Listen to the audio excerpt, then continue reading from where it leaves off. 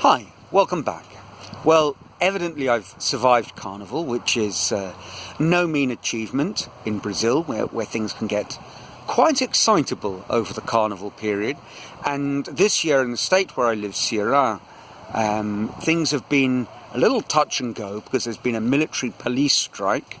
And when I say a little touch and go and a little over the top, Carnival years when things get out of hand are usually qualified in terms of a body count rather than just things like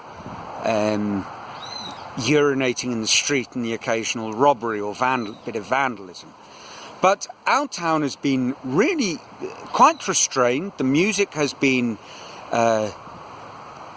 unpleasantly loud but turned off at a reasonable hour. So I've got nothing to grumble about. But it has provoked a question in my mind, which is, well, what's it all about? You know, I mean, I don't mean life in general, that old conundrum. But I mean specifically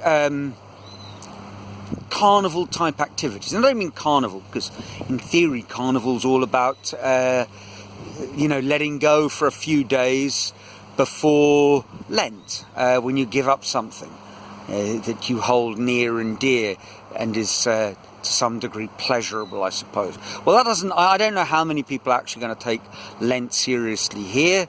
Amongst the older folk, probably quite a lot. Amongst the younger folk, probably none at all.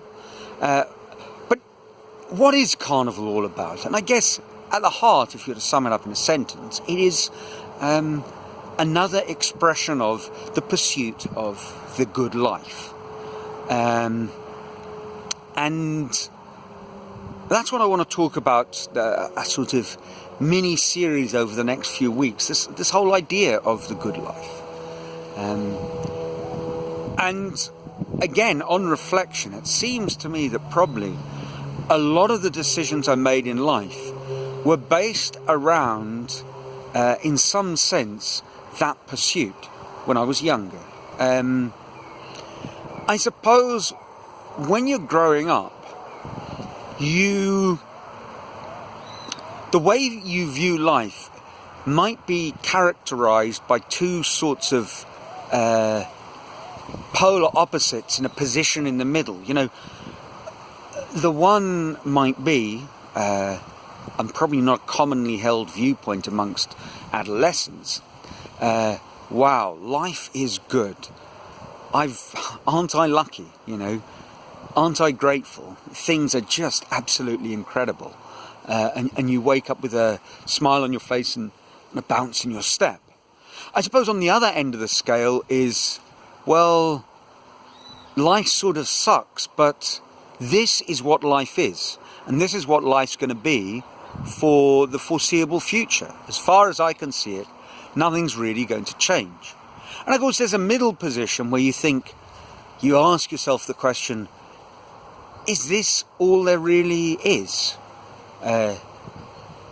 Couldn't there be something more? Shouldn't there be something more? And if there is, how do I find it? And I think when I was growing up, I had my chips balancing out my underdeveloped shoulders, I guess, like a lot of young people, things that I was insecure about or unhappy about. And I think some of them growing up, and I preface what I'm about to say by acknowledging that obviously I led a very privileged youth, privileged in as much as I think almost every young white South African, led a privileged youth because we had on the whole, the opportunity to go to good schools and we had a lot of possibilities that were quite clearly made available to us by a somewhat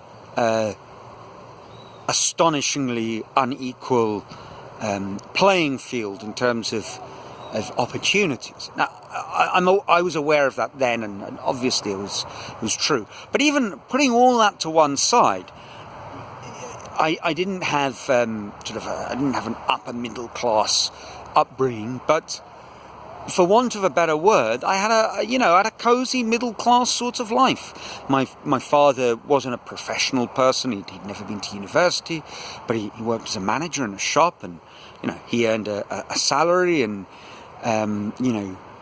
we ate pleasant and sometimes fantastic food at home, and as I say, we went to reasonably good schools. They had their flaws, but on balance they were, compared to the average person in the world, we went to really good schools, and we were well sheltered and clothed, and we had opportunities to do fun things, and we had a chance to occasionally travel, whether it was through sports tours or the like.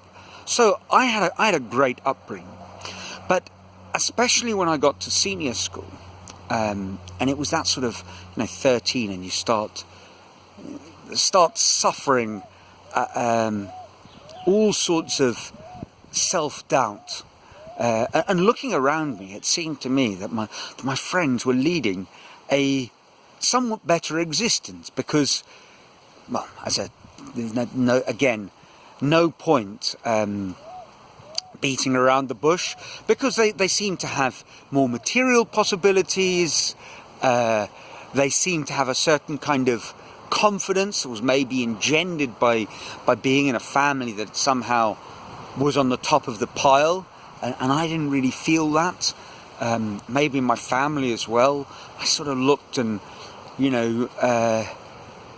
felt that somehow amongst the three families of our cousins, we were kind of the white collar worker family, and the other two were professional families, doctors' children, and bigger homes, and all that sort of nonsense. And at school, I wasn't committed to studying, but I did well in school. But I was committed to doing lots of activities, and that took up my time. And as I kind of got older and went through all those angst-ridden puberty sorts of phases, I looked at my peers, and they seemed to be going to parties, and they had girlfriends and exciting lives, and if they came back from the weekend, I'd spent the weekend playing chess, and they'd spent the weekend apparently leading a life of hedonistic pleasure, and I felt like I was missing out, and I think that plagued me all on a much deeper level than I could really consciously admit to at that age. And I got to university, and one of the reasons I'd led that quite disciplined, I wasn't disciplined, but my lifestyle was disciplined, not Spartan or monastic, but a quite disciplined lifestyle, was because my parents were, I think, good parents. They kept us, not on the straight and narrow, but they kept us focused, and they took care of us, and they set up boundaries and limits that, in retrospect, I can see were made us incredibly lucky boys growing up, because the families where the children didn't have boundaries and limits, I think they missed out enormously, and I think it affected them. At any rate, I got to university, and I let my hair down. Well, it wasn't tied up in a bun, but I grew it out and grew a massive beard, and stopped taking some things quite so seriously, and drank far too much. And I've spoken all about that before, and so you've heard those tawdry tales. And my university time sort of unravelled a little bit. And certainly in terms of the hedonism, if hedonism was all about drinking far too much and just giving life a good go, I did brilliantly. If it was a time of changing from, and I'm going to say very circumspectly, changing from being a little boy to a full-grown man, I didn't think I did so well. It seemed to me, for example, in terms of romantic engagements, I always seemed to meet difficult girls who were involved with someone else. And I could go into quite some depth, and I think psychologically I understand what was going on now. But the truth was, that was what was going on for me. I wasn't really getting anywhere in that department because I suppose on some level there was a sort of self-sabotage going on. It was interesting, you know, I always felt like a bit of an outsider in my own mind, until I remember much later on, you know, a couple of years after university had more or less ended, and just before I went to England, I found myself at this party. It was a South African centenary rugby game, and some friends had a fantastic digs, and they'd got a big screen, and everyone was watching the game, and I found myself drunk at the end of the game, and I was talking to this girl who, for want of a better word, was a bit of a queen bee, a bit of a, you know, a trophy girl on our sort of local Port Elizabeth horizon. You know, she was intelligent and fun and brilliant at sport and vivacious, good looking, yeah, just a terrific young girl. Obviously, I'd always thought way out of my league. And I'd found myself chatting to her at the end of this party, sort of telling her how I'd sort of seen myself as always as being a bit of an outsider, and I didn't quite fit in. And she said this like a remarkable thing to me, that like, Neil, don't you realise we kind of looked up to you because you seemed to be so successful and so confident.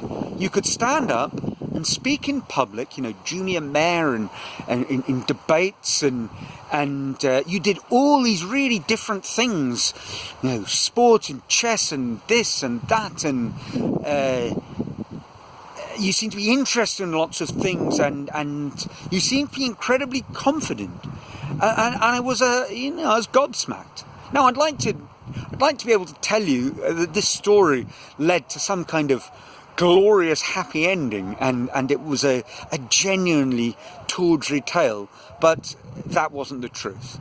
The truth was, I eventually collapsed in a drunken heap, found my way home the next morning, and only really understood the full importance of things sometime later. So that's me kicking off with my start at the pursuit of the good life, and in a way really not getting very close to finding it. And next week I think it's time to put those hedonistic, glorious tales of Latin America gone wild and off the rails on the backpack trail, to mix a metaphor.